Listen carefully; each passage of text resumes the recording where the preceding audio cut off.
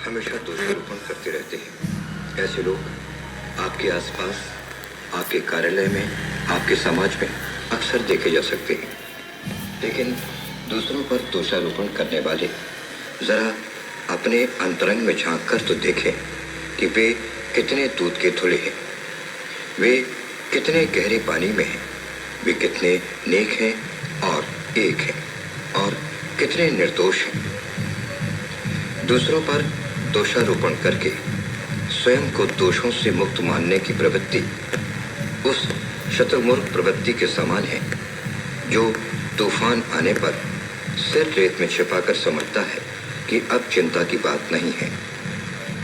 दरअसल जब हमारा मन दूषित होता है तो सर्वत्र दोष ही दोष नजर आते हैं, और जब हमारी दृष्टि में अमृत बस जाता है तब सृष्टि में सर्वत्र अमृत ही अमृत नजर आता है, अर्थात गुण ही गुण नजर आते हैं।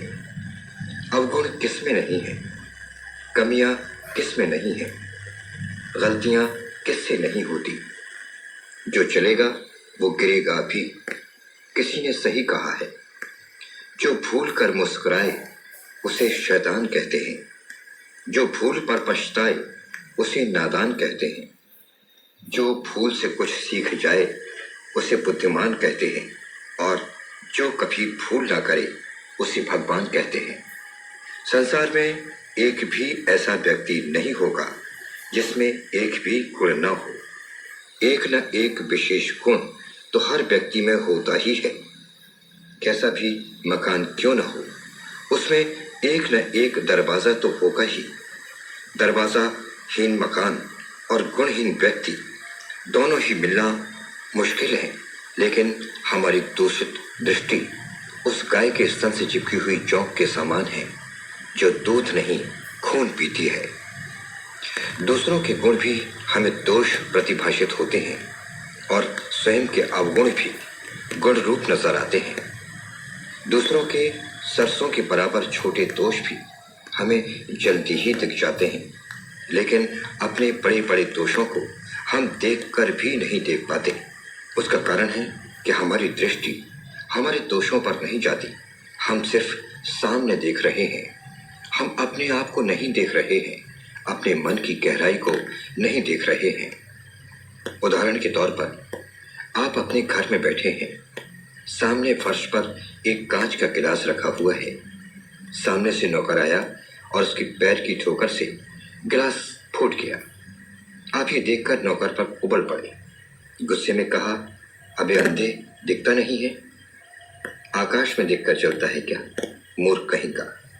ये एक पक्ष हुआ।